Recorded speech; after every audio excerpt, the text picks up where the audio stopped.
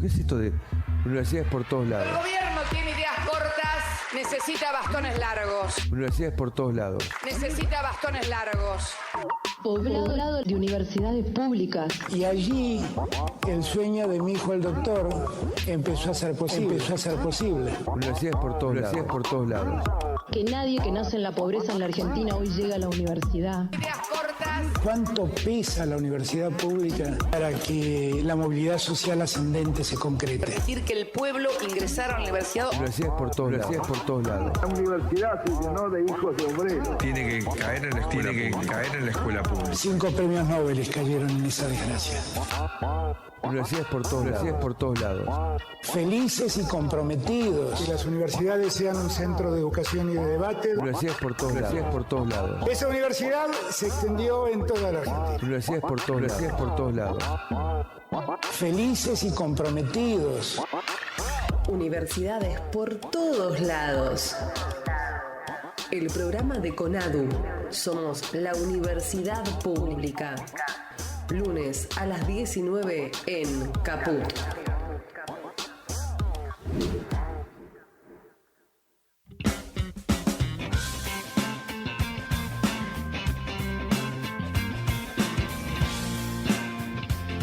Así es, lunes a las 19 en caput.com, radiocaput.com.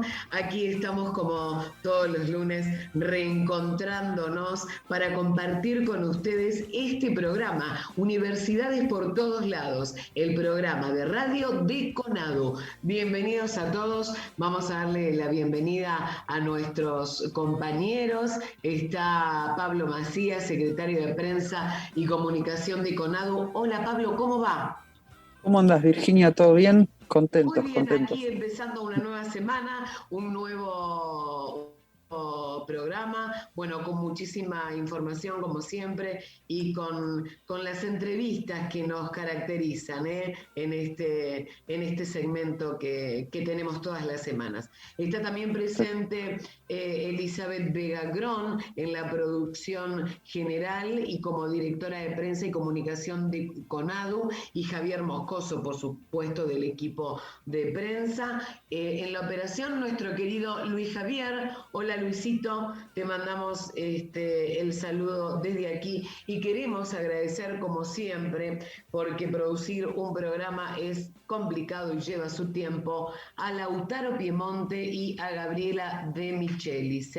Muchísimas gracias a todos ellos por estar al pie del cañón para que este programa salga siempre brillante. Bueno, Pablo, una semana cargadita, ¿eh? Tal cual. Estamos a las vísperas de las PASO. El domingo son las elecciones y bueno, están cerrando durante esta semana los actos de campaña los distintos candidatos, ¿no? Como siempre, ¿no? Dos modelos de país, uno donde haya universidades por todos lados y otro que se cuestiona eso, ¿no? Así que va a ser interesante lo que pase el domingo. Totalmente, estamos a la espera de eso. Vamos a recordarle a la gente, no, porque no lo dije, esa es la verdad, Pablo, no lo dije, no dijimos las vías de comunicación. Por favor, se pueden comunicar con nosotros a través de las redes sociales. Nos pueden buscar en Facebook y en Twitter y en Instagram también. Nos pueden buscar como CONADU y si no en Twitter como @prensaconadu. Tenemos también un teléfono que es el 11 7027 7543, donde nos pueden mandar mensajes o audios. Es nuestro WhatsApp. Lo repetimos, 11 70 27 75 43.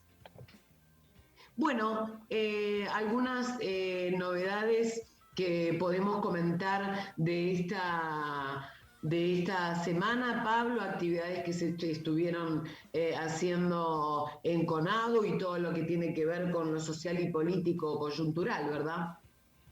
Sí, evidentemente lo que veníamos diciendo, ¿no? Por un lado, estamos en un contexto de elecciones donde la ciudadanía va a decidir el domingo la primera instancia de las PASO, las primarias abiertas, simultáneas y obligatorias, en la que se empieza a configurar, bueno, qué es lo que piensa la ciudadanía con respecto a por un lado, al gobierno nacional y popular que asumió en diciembre del 2019 y que atravesó a la pandemia macrista, toda la pandemia del COVID-19, y por otro lado, bueno, una oposición que no se hace demasiado cargo de esos 4 años vividos y que vuelve a plantear ahora qué mal que estamos en algunas instancias, como si en realidad no hubiesen sido los principales responsables. Frente a eso, un gobierno que apostó al cuidado de la ciudadanía, de la salud y a la reactivación económica, obviamente, ya estamos con indicadores superiores a los niveles económicos de la prepandemia del 2019, así que bueno, esa es un poco, como decíamos, ¿no? Los modelos de país que se van a poner en disputa que se van a empezar a poner en disputa en las PASO y después en las elecciones generales para las legislativas. ¿Cuál es tu visión respecto de cómo podría ser este próximo domingo? No, evidentemente hay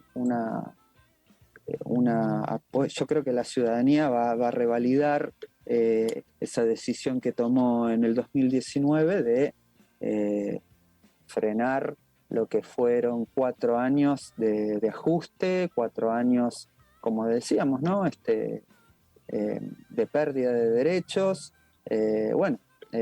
y si bien hay un blindaje por parte de los medios hegemónicos, la gente no se olvida que bueno, hubo un gobierno en la Argentina que los servicios de electricidad los aumentó brutalmente, redujo el salario y a los jubilados, a los trabajadores, generó un modelo primario exportador que destruyó el modelo industrial y fundamentalmente también que empeñó al país en unas deudas externas terribles, en dólares externas justamente, frente al FMI, al sector del capital privado, ¿no? Entonces, digo, el pueblo no se olvida de eso y apostó por otro modelo donde el Estado esté presente, acompañando las ansias de progreso y de desarrollo de la comunidad y del pueblo. En el medio estuvo la pandemia que complejizó todo esto, no solamente en Argentina, sino en todo el mundo. Y bueno, ahora la disputa está entre esos dos modelos, pero claramente consideramos, y así lo dicen las encuestas, que la ciudadanía va a elegir continuar por este proyecto, ¿no? Así que, bueno, bien, eso. Que así sean. Después quiero que me cuentes si saliste a dar una vuelta en la Santileta, o todavía no tuviste tiempo, pero bueno, eso lo dejamos para el final, si te parece. Sí, terrible. Yo creo que primero que eso no andaba para ningún lado y después que el que la conducía no conoce el territorio de la provincia de Buenos Aires. Así que doble problema iban a tener, digamos, para que eso ande. Totalmente. Pablo, cambiando de tema, queremos contarle a la audiencia el trabajo, por supuesto, como siempre comentamos, que se hace desde CONADU, porque desde las Secretarías de Derechos Humanos y Preuniversitarios de nuestra confederación, junto a la UES, se está realizando una actividad para conmemorar la Noche de los Lápices. una noche que se recuerda todos los años. Sí, tal cual. Efectivamente, septiembre es un mes caracterizado por ser el mes de la juventud, ¿no? Por varias situaciones, ¿no? Y de los estudiantes en particular. El 16 de septiembre de 1976 ocurrió la Noche de los Lápices, ¿no? La terrible jornada donde la dictadura militar se llevó a jóvenes estudiantes secundarios, ¿no? Por militar, ¿no? O sea, estudiantes que pedían el boleto estudiantil, pero que también tenían un proyecto de país más justo, más solidario.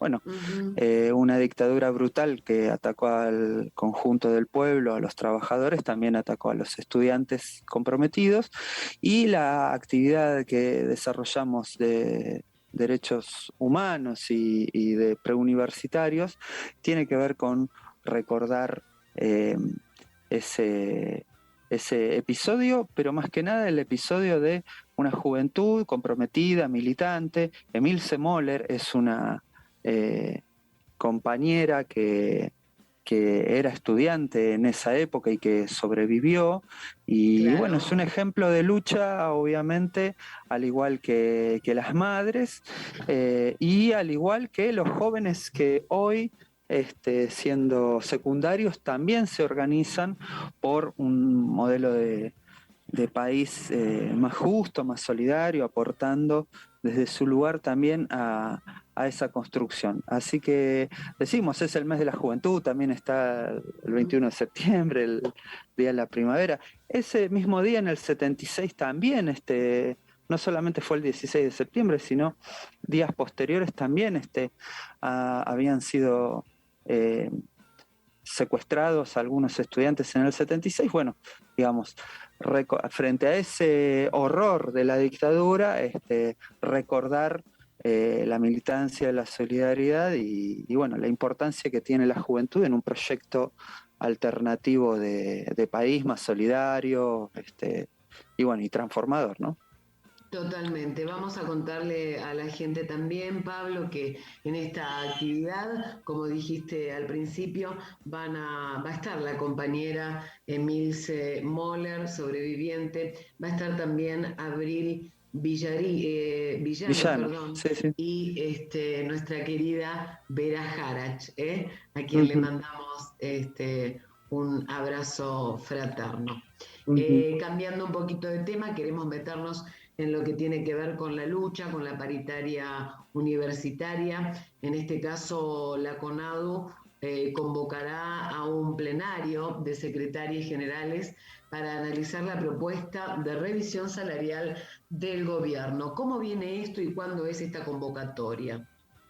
Bueno, mañana hay una nueva reunión paritaria donde el gobierno ofreció un 12% adicional al 35% que nosotros acordamos en el año, lo cual tiene un componente interesante, que es que al totalizar el año paritario de marzo a diciembre, es lo que nosotros estamos pidiendo, pero que se terminaría de efectivizar en febrero, alcanzaríamos un 47% de aumento salarial. El problema que tiene esta propuesta del gobierno es que las cuotas están aún bastante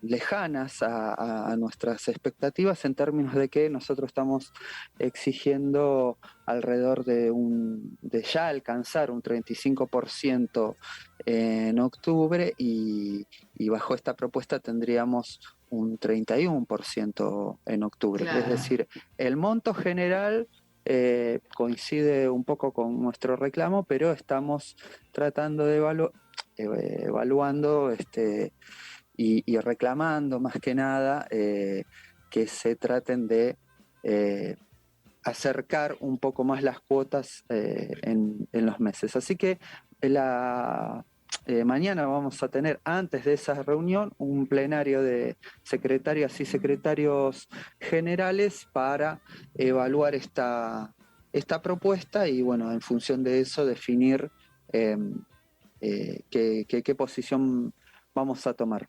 Pero, bueno, es eso. Nosotros como trabajadores, junto con el Frente Gremial y como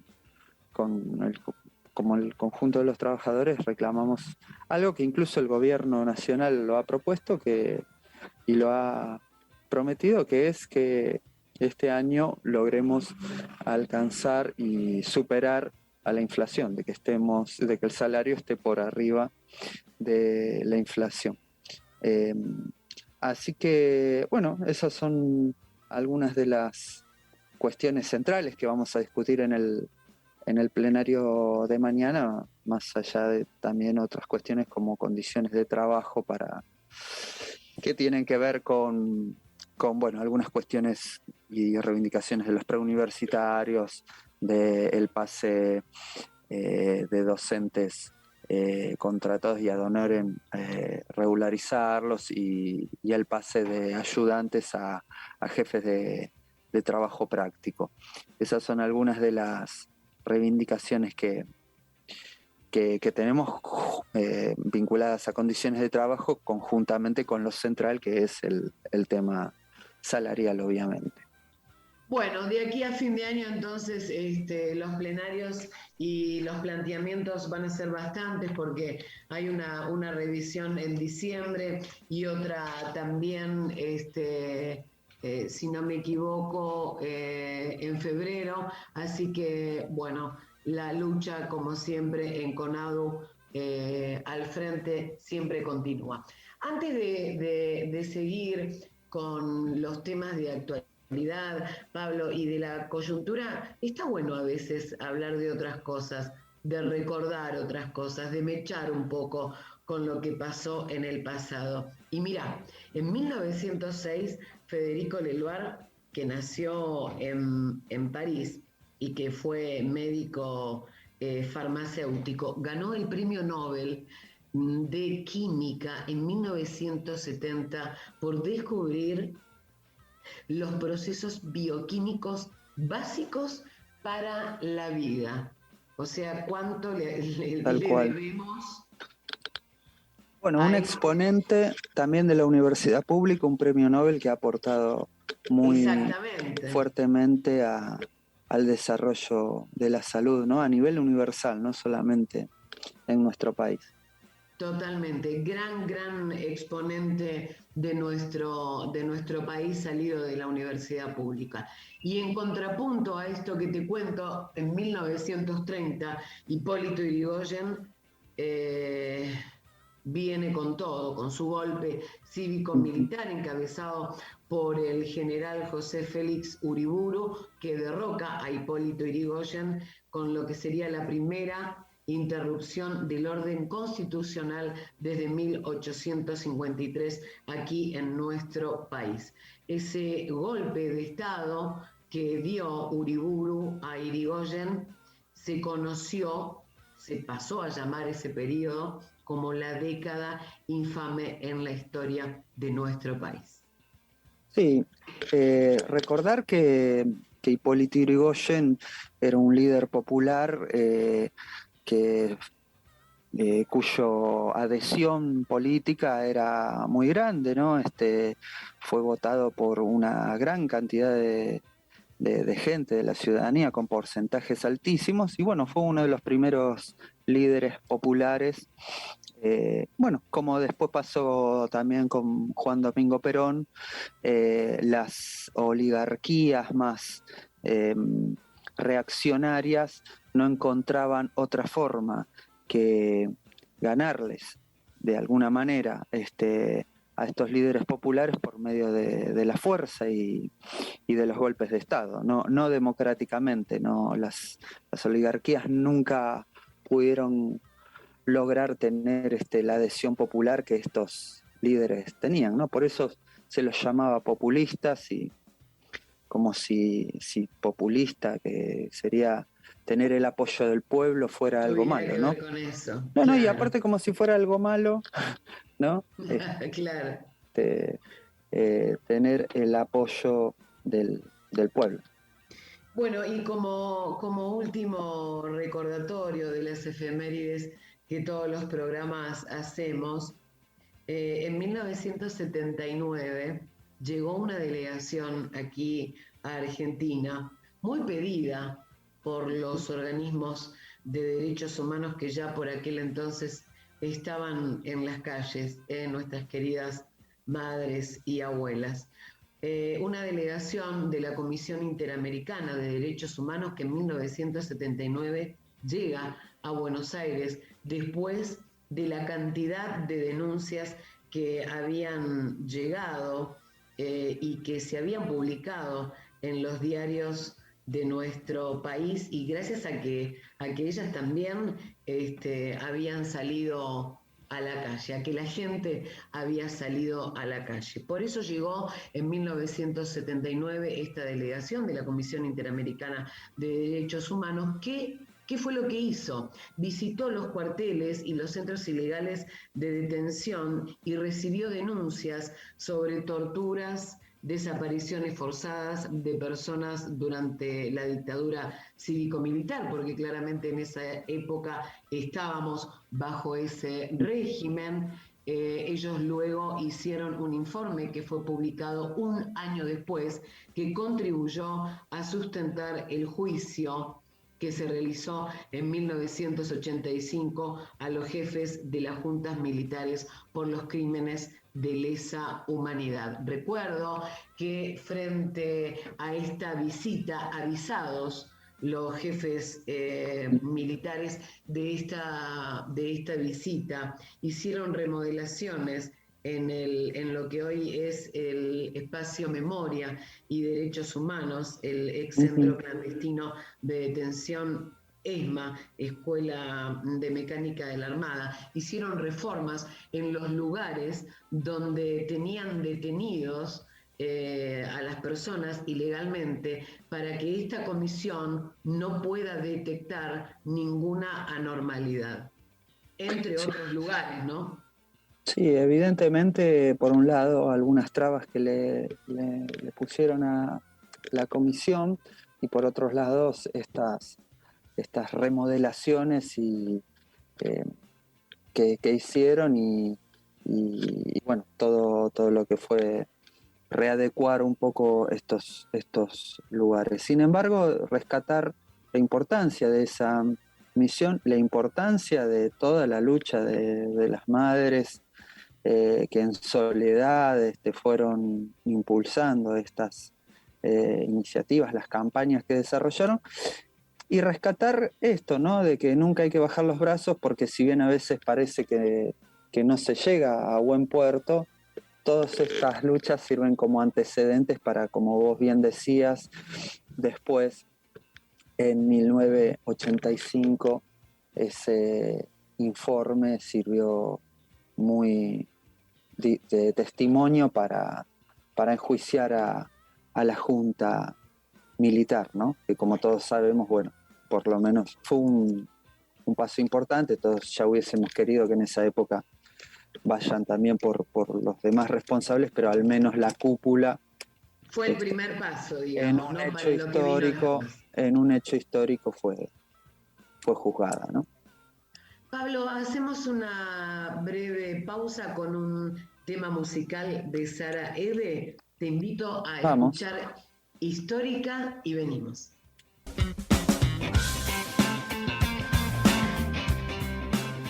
Aquí venimos nuevamente con Pablo Macía y todo el equipo de Universidades por Todos Lados. Vamos a recordarle a los oyentes la forma de comunicarnos es a través de las redes sociales. En Facebook y en Instagram nos pueden buscar como Conadu y en Twitter como @prensaconadu.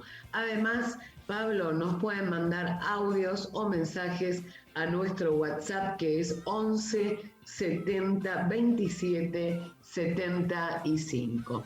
Le vamos a dar la bienvenida a nuestro primer entrevistado de esta tarde. Bienvenido, Diego Hurtado. ¿Cómo estás? Gracias por atendernos.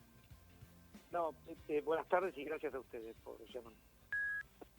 Con Pablo Macía te saludamos. Queremos contarle a toda la audiencia que Diego Hurtado es secretario de Planeamiento y Políticas en Ciencia, Tecnología e Innovación del Ministerio de Ciencia, Tecnología e Innovación, y que se está llevando adelante, Pablo, un plan de ciencia y tecnología 2030. Este plan estratégico sería la implementación del Plan Nacional y define la demanda de las agendas provinciales en el tema ciencia, tecnología e innovación, nada más y nada menos, ¿no es cierto? Contanos un poco este tema y cuáles son los grandes desafíos nacionales. Mira, déjame poner primero un poquito en contexto esto.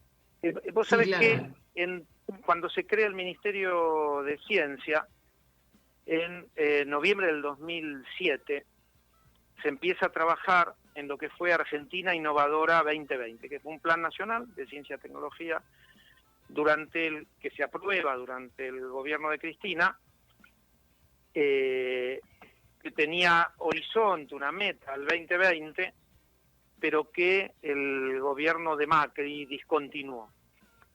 Es en ese sentido, cuando arranca la gestión de Alberto Fernández en diciembre del 2019, recordemos que se vuelve a crear el Ministerio de Ciencia, porque el gobierno de Macri lo había degradado a secretaría, y ahí nos pusimos a trabajar desde el minuto uno en recuperar un plan. Argentina por ley tiene que tener plan.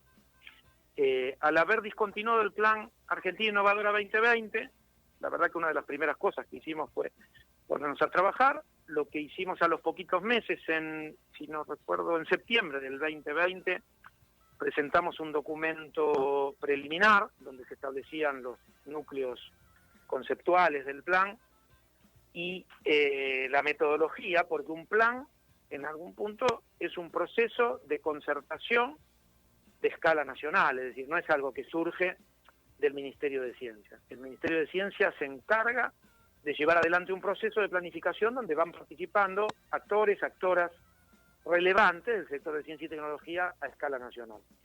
Lo último que les comento respecto de la primera pregunta que me hacían es que podríamos decir, para simplificar, ¿no? Porque la verdad que lo que presentamos hoy, que es el plan, es lo que llamamos plan estratégico, que permite arrancar con el plan operativo, tiene como dos grandes agendas. Por un lado, la demanda de conocimiento de nuestras políticas públicas. ¿Cómo detectamos esto? Bueno, trabajando ministerio a ministerio, es decir, con el Ministerio de Desarrollo Productivo, con el Ministerio de Salud, con el Ministerio de Ambiente, de Agricultura, la Secretaría de Energía, el Ministerio de Economía. Fuimos buscando, detectando aquellos actores, obviamente esto en coordinación, ¿no?, con los otros ministerios, aquellos secretarías, subsecretarías que nos podían ayudar a elaborar las agendas de producción de conocimiento científico que se van a demandar desde cada uno de estos ministerios. Esto por un lado.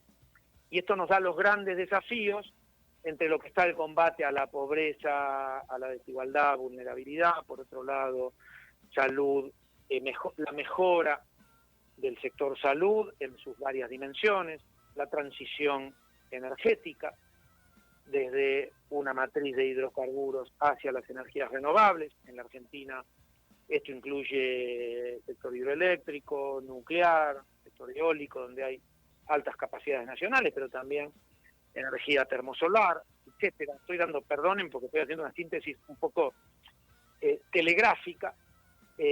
La transformación digital, es decir, avanzar en el desarrollo local de tecnologías digitales. Son 8 los grandes desafíos, pero no quiero dejar de comentar la otra agenda. Es decir, por un lado, lo que demandan las políticas públicas, lo que demandan los otros ministerios. Por otro lado, las economías, digámoslo así mejor, iba a decir economías provinciales, preferiría decir los planes de desarrollo provinciales. Y esto también fue un trabajo de construcción, digamos, primero política, es establecer los vínculos. Acá hay un organismo que está que trabaja con el Ministerio de Ciencia, que es el COFECIT, el Consejo Federal, donde están todos los representados, todos los organismos de ciencia y tecnología provinciales, las 24 jurisdicciones, ¿no? Digo 23 provincias más Ciudad de Buenos Aires. Y eso fue también un trabajo de sintonía fina provincia a provincia, donde cada provincia presentó su agenda estratégica, para llamarlo rápido, de producción de conocimiento, respondiendo a lo que cada provincia entiende que es lo más importante, perentorio, que debe ser una agenda científico-tecnológica para responder a sus proyectos de desarrollo. Este es un primer paso que va a ser, es decir, el plan estratégico es un primer paso, pero que ya nos da una orientación, nos da un horizonte, nos marca lineamientos sobre los cuales trabajar en las agendas concretas, y el paso que sigue a continuación es empezar a trabajar en el plan operativo, que incluye ya una metodología de mesas de implementación, ¿no? Así las llamamos, donde ya se empieza a bajar a tierra agendas bien concretas. Fíjense que esto no quiere decir que sin plan no se hace ciencia y tecnología en Argentina, ¿no? Por esto digo, cuando nosotros llegamos al Ministerio de Ciencia en diciembre del 2019, el macrismo abandonó el plan, en algún sentido quiso definir un nuevo plan, no llegó a buen puerto, se anunció que se abandonaba, un absurdo, ¿no? Que se abandonaba el plan 2020 para formular el plan 2030, la verdad que no es así, como se continúa un plan. Pero no importa, cuando llegamos nosotros no había plan. Bueno, nosotros continuamos un poco con lo que se venía, recompusimos un sector que estaba muy, muy devastado, desfinanciado. La pandemia, a su vez, nos impuso un horizonte de corto plazo en respuestas, ¿no?, al combate de la pandemia, y en función de este escenario empezamos a trabajar en poner una prueba al 2030. Es decir, algo así como ir construyendo el barco mientras vas navegando, ¿no? Diego, la verdad que es muy, muy interesante cómo planteas los ejes para adelante, ¿no?, que tiene el plan, pero te quería consultar, porque algunas de esas líneas de acción ya estaban incorporadas en el plan 2020, y digamos, ahora vamos a tener elecciones, ¿no? Digo, ¿cuál es el impacto de frenar o obturar estrategias de desarrollo de largo plazo, como pueden ser ahora pensarnos de acá prácticamente a 10 años? Digamos, esto que vos dijiste por ahí, el impacto de lo que fue el macrismo frenando algunos de los proyectos de desarrollo, digamos, ¿qué es lo que implica? Digo, para no volver a cometer esos errores, ¿no? No, está muy buena la pregunta, porque hay un problema de base, ¿no? Es decir, pensemos que cuando Macri gana las elecciones, gana mintiendo en lo que iba a hacer con la ciencia. Que yo creo que mintió en muchas otras cosas, no sé si dijo la verdad en algo, pero eso ya es una posición personal. En principio, Macri dijo de manera muy concreta, vamos a conservar del gobierno de Cristina, o yo no me acuerdo qué expresión usaban, aquello que se hizo bien. Y la ciencia y la tecnología es parte de las cosas que se hicieron bien.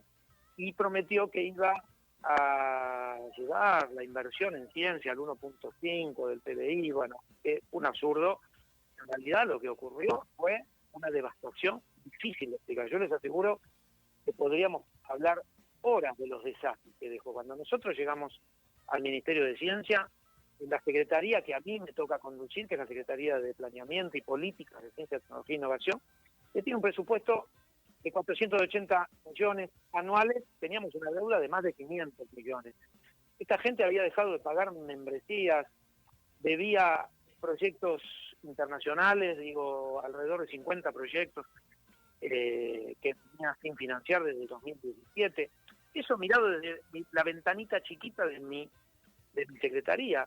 A escala nacional, no olvidemos que se abandonó el proyecto ARSAT, se financió la producción pública de medicamentos, es decir, terminamos el 2015 con un plan de promoción de la industria satelital y en 2019 discutíamos cómo pagar la luz de los laboratorios, ¿no? Con las consecuentes pérdidas de salario, iba a decir de científicos y científicos, en realidad el salario a nivel general. Es decir, ese es el escenario en el que hay que entender, cómo arranca el nuevo Ministerio de Ciencia, primero recomponiendo, y a los 3 meses de haber arrancado e intentar despegar, nos enfrentamos ahí a la pandemia. Es decir, ahora, perdón por esta introducción, voy a la pregunta y la respondo. Habiendo hecho esta larga introducción, creo que la pregunta se puede responder rápido. Es decir, en la Argentina se disputan 2 proyectos de país que se excluyen. Un proyecto de país como el actual, que quiere industrias, quiere pymes, y entonces la ciencia y la tecnología es necesaria. Y un proyecto de país que es una ruleta financiera, exportador de productos primarios, donde la ciencia y la tecnología no hacen falta. Y Macri promete en campaña, pues si hoy aparecen candidatos de la oposición que hablan bien de la ciencia y la tecnología, es simplemente porque saben que si hablan mal, hay costo político. Nuestra sociedad entendió el valor de la ciencia y la tecnología. Lo digo en términos un poco generales, pero está claro que cuando Macri miente en el 2015 y cuando hoy aparecen candidatos que en algún sentido formaron parte de ese gobierno, la verdad que a veces es difícil entender cómo se animan, a decir lo que dicen, pero bueno, estamos en una coyuntura donde los medios nos instalan en un presentismo donde pareciera que en muchos aspectos no hay memoria, ¿no?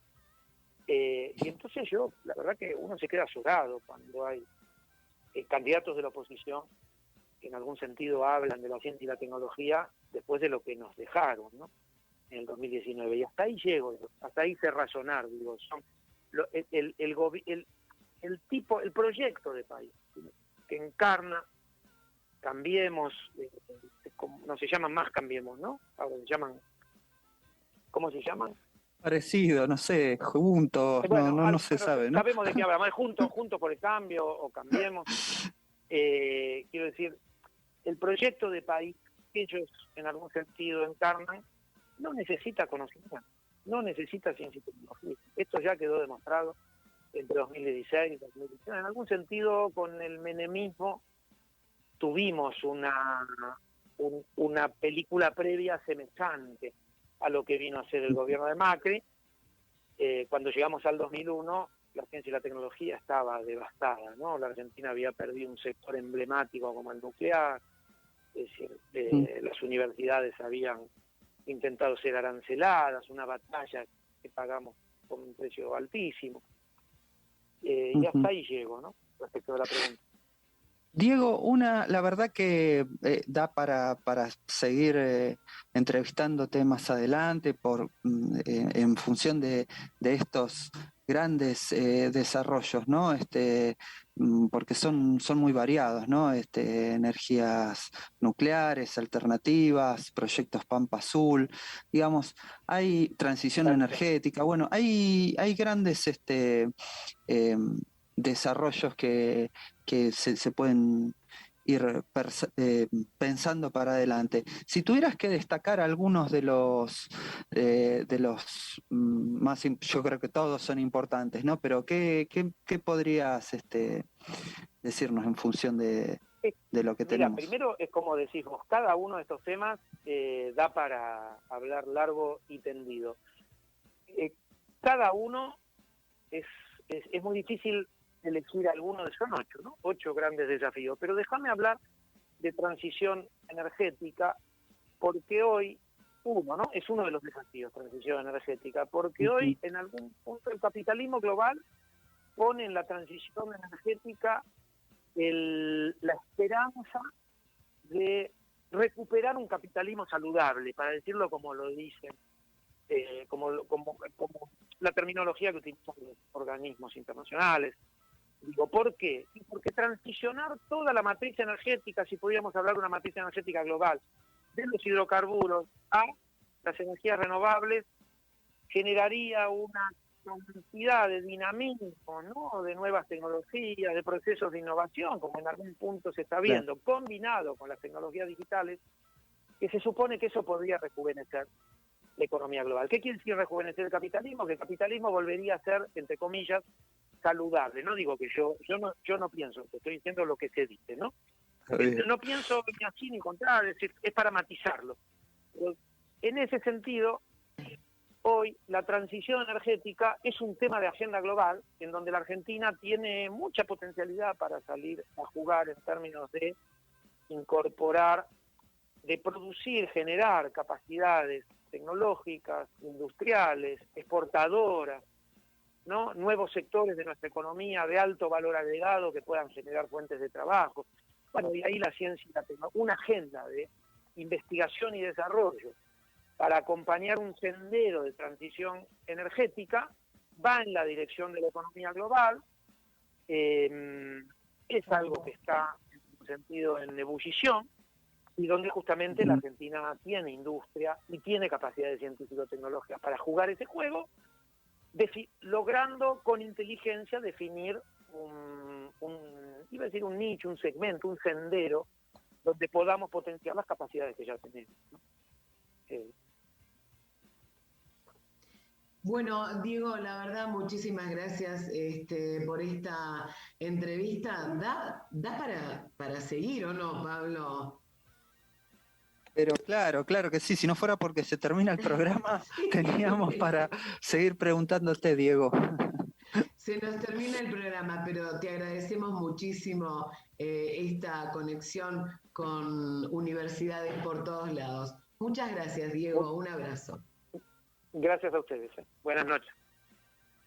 Bueno, Pablo, nos vamos a ir con música, como siempre, ya casi al final del programa. Queremos contarle a la gente que La Renga, el grupo musical, emitió un comunicado en relación al lamentable acto que llevó adelante Javier Milei, quien en pleno acto de campaña comenzó a cantar su canción, y dijeron: quien quiera es libre de escuchar, cantar, bailar y poguear canciones de La Renga, y lo que está mal, legal y moralmente, es tomarse la libertad de usar estas canciones para una campaña política y en beneficio propio. Un seguidor de nuestra banda jamás haría eso. No queremos tener un disfrazado de amigo hablando de la libertad.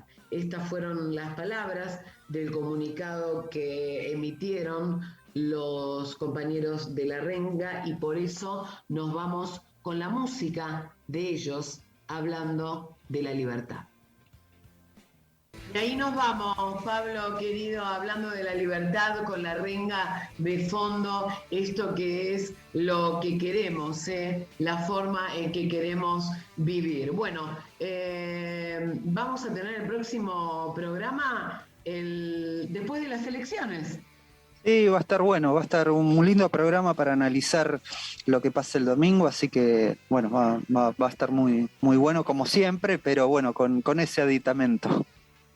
Bueno, ahí vamos a estar charlando entonces de cómo se desarrollaron las elecciones el próximo lunes. A toda la gente que estuvo del otro lado, muchísimas gracias. Queremos recordarles que nos volvemos a escuchar el lunes que viene a las 7 de la tarde por aquí, por radiocaput.com, en esto que es Universidades por Todos Lados, el programa radial de CONADU. Gracias a Pablo Macías, secretario de prensa de CONADU, a Luis Javier en la operación técnica, en la producción general, a Elizabeth Vega-Grón, directora de prensa y comunicación de CONADU, y a Javier Moscoso del equipo de prensa, y a quienes colaboran con este programa, Lautaro Piemonte y Gabriela De Micheli. Que tengan todos una muy buena semana. Nos escuchamos otra vez el lunes que viene.